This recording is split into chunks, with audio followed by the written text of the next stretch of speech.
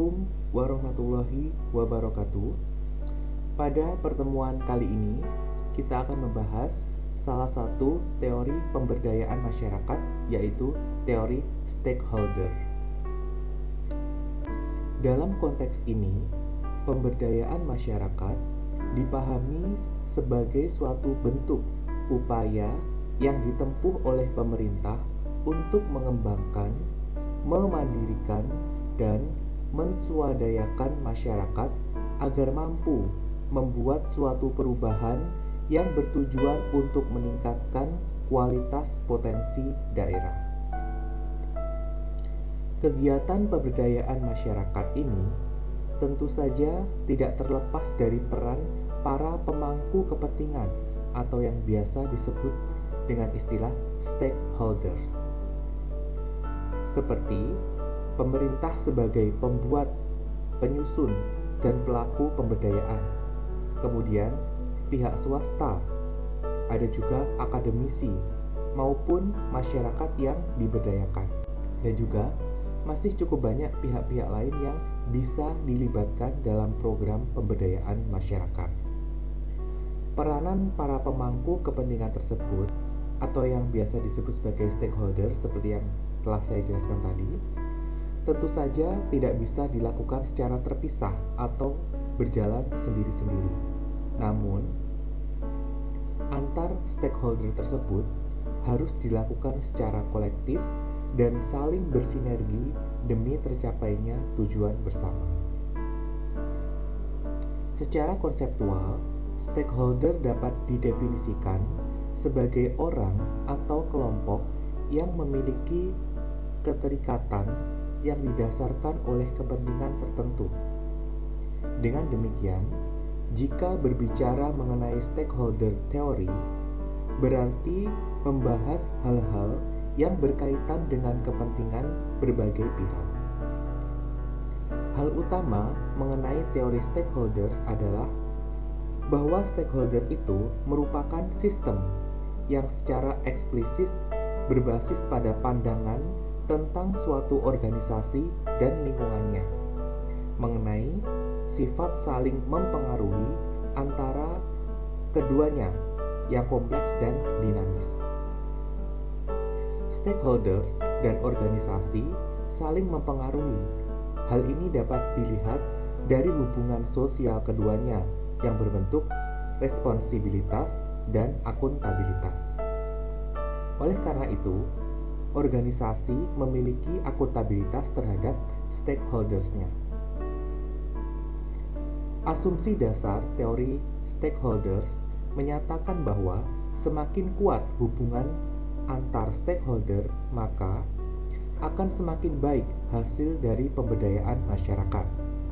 Sebaliknya, semakin buruk hubungan antar stakeholder, maka akan semakin sulit mencapai keberhasilan dalam upaya pemberdayaan masyarakat.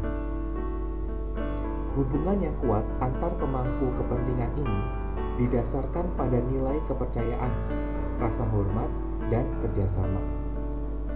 Teori stakeholders merupakan sebuah konsep manajemen strategis yang bertujuan untuk membantu para pemangku kepentingan memperkuat hubungan dengan kelompok-kelompok eksternal guna mencapai kerjasama yang baik.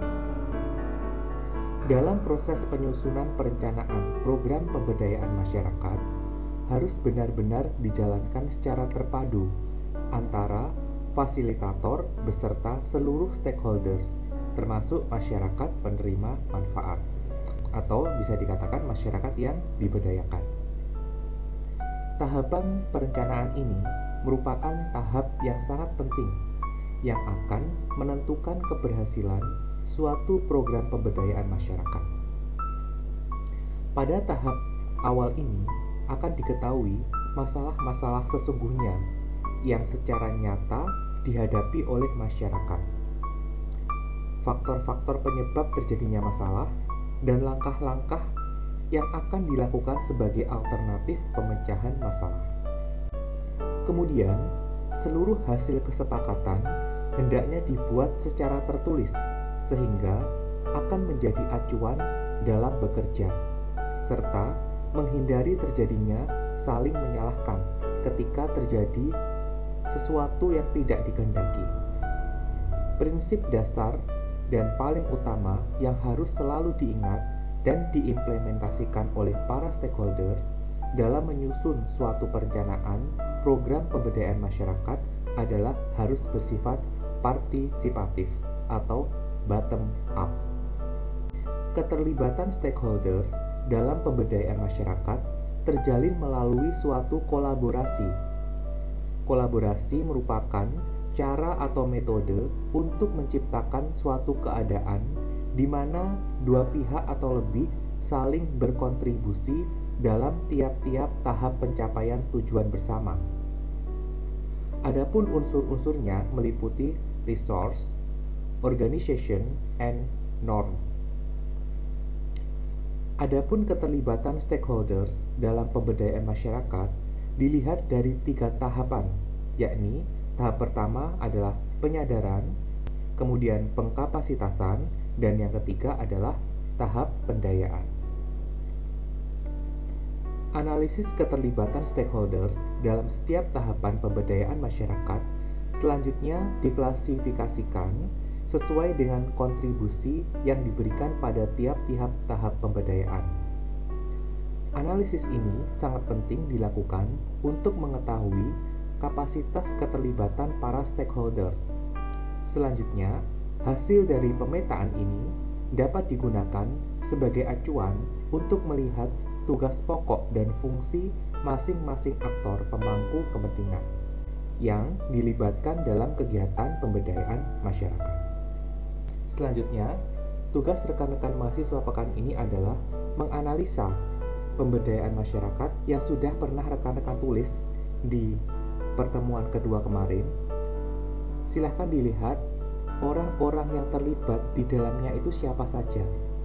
Kemudian perannya apa saja. Nah, orang-orang yang terlibat ini itu disebut sebagai stakeholders, orang-orang yang berkepentingan. Dan silahkan dianalisis perannya apa.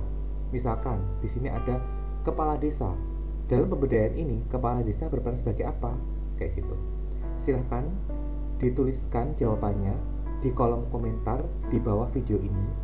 Kemudian jangan lupa diberikan nama, NIM, dan juga kelas. Demikianlah yang dapat saya sampaikan pada pertemuan kali ini.